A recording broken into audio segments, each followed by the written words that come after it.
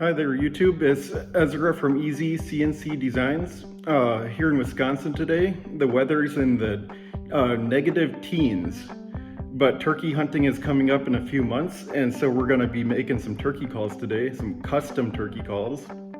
And we're actually going to be cloning a call that we purchased from Woodhaven. So we picked up the Woodhaven Premier 3-pack, and this is the first time in 10 years I have purchased a turkey call. Since 2016, I've been making my own turkey calls, and every single year I kill turkeys with my homemade turkey calls. These Woodhaven turkey calls, on Woodhaven's website, this call and the other two each retail for $15.99. So $16 each for this. We're going to be cloning this call for just over $1. It'll take about 5 minutes, and at the end we're going to do a comparison, see if we can make our call sound pretty similar to what Woodhaven has, and then we're gonna go kill a turkey with it in a few months. So the call we're going to be cloning today is the Woodhaven Dagger. You can do this with any call though. This is just one of the ones in the 3-pack that I picked up. And the first step is we need to determine how many reeds this call has. We can count 1 red and 2 clear below. Next, we'll need to get the thickness of those reeds. Some call websites, they will give you that information on the website. Woodhaven does. They say that this red reed is 0.004 inches thick and the 2 clear below are 0.003. If the company does not give you that information, you can always use a high quality caliper to measure the thickness of those reeds. And this is kind of an interesting topic right here. This top reed, it says that it's supposed to be 0.004. If we measure it with our caliper, it's actually coming in at 0.003. The likely reason for that is because the reed is getting stretched side to side.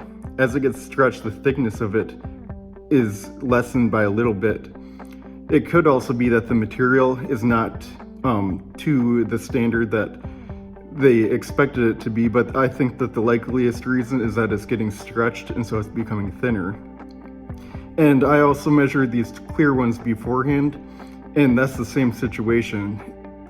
They're supposed to be 0.0003, and they're coming in at about 0.002 to 0.0025. So that's something to just keep in mind. You might want to increase the thickness of your latex based on what you measure with your calipers. So then we're gonna look at the distance between the stack. Looks to be about a 32nd of an inch. So we're gonna try to duplicate that. Get our red laid out. Put on a clear. Get it lined up the best we can. Then we'll tap it down.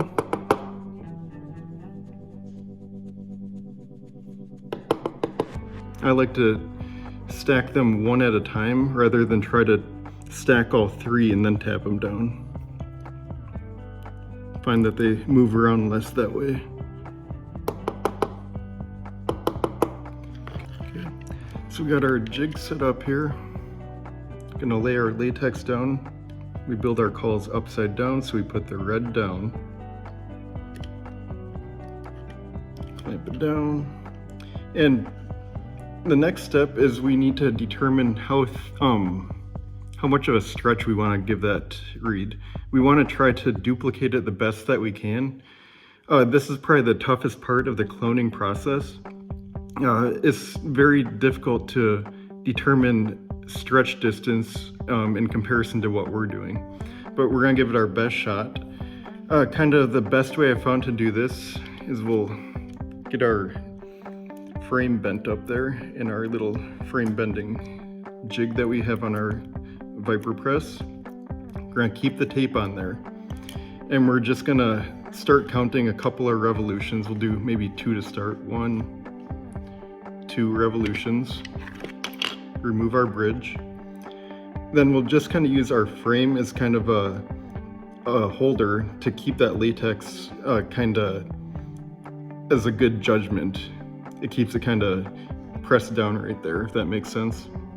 And we're gonna kind of just give this a feel. We're gonna push down, feel the tension. It's much too loose. Give it another turn. So we're at 3 turns now. Press down, feel it. It's getting a lot closer. Let's give it maybe a half a turn.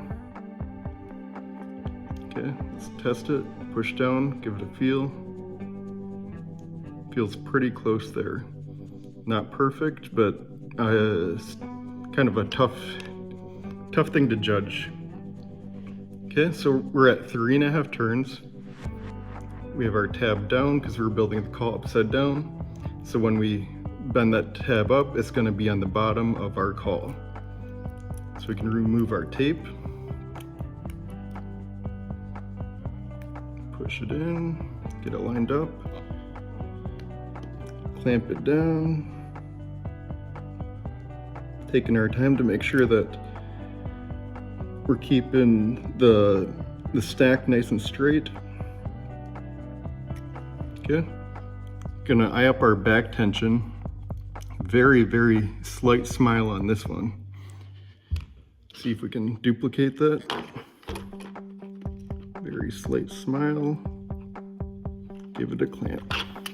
Perfect. Now we can remove it from our Viper press. Push that to the side. We're gonna continue with clamping. We have our 2 corners to clamp. 1 corner, 2 corners. Okay, got a little bit of twist in our frame. Got it cleaned up right there. Now we're gonna roll that call over, get that tab bent, get it about halfway, a little bit past, then we're gonna finish it with our pliers. Okay, now we're gonna cut off our excess latex, stretch it out so that when we cut it, it pulls it nice and tight to the frame.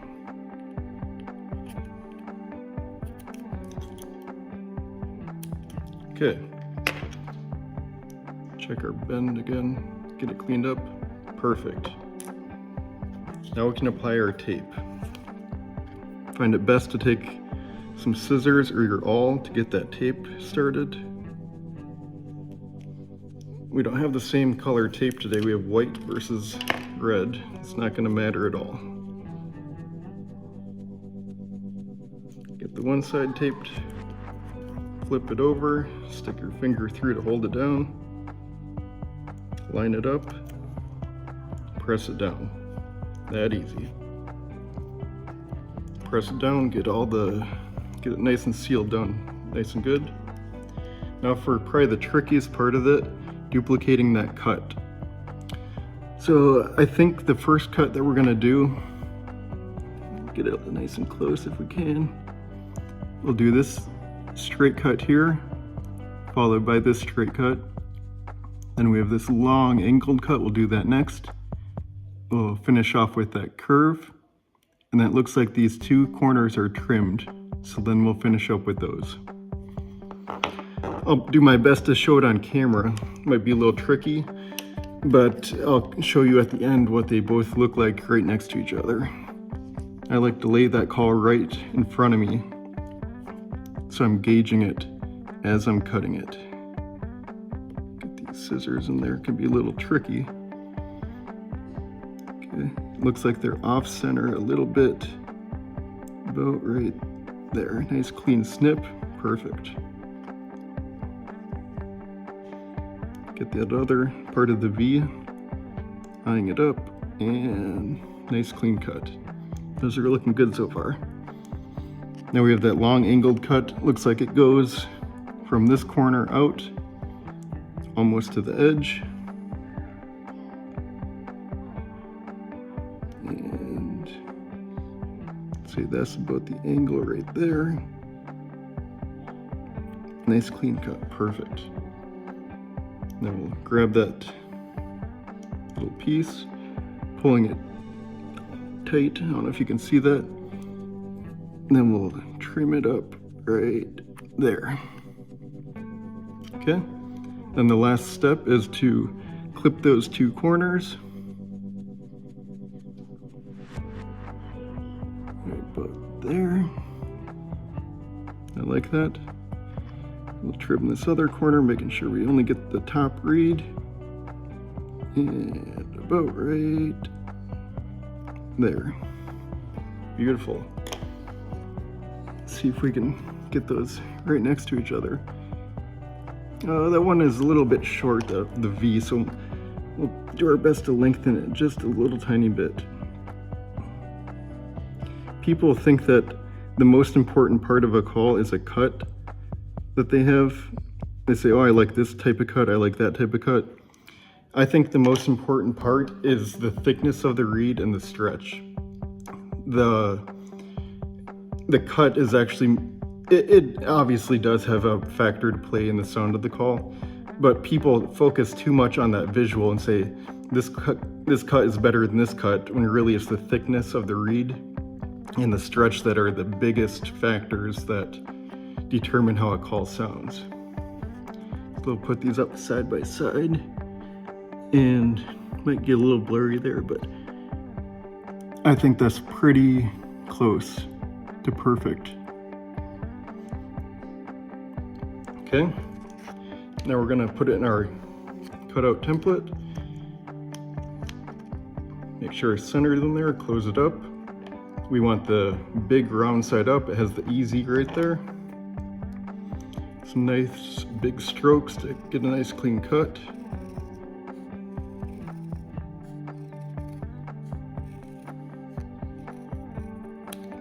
Okay, trim those corners.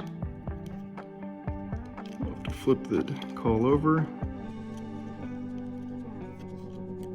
Trim that second corner. Perfect. Now let's test them out.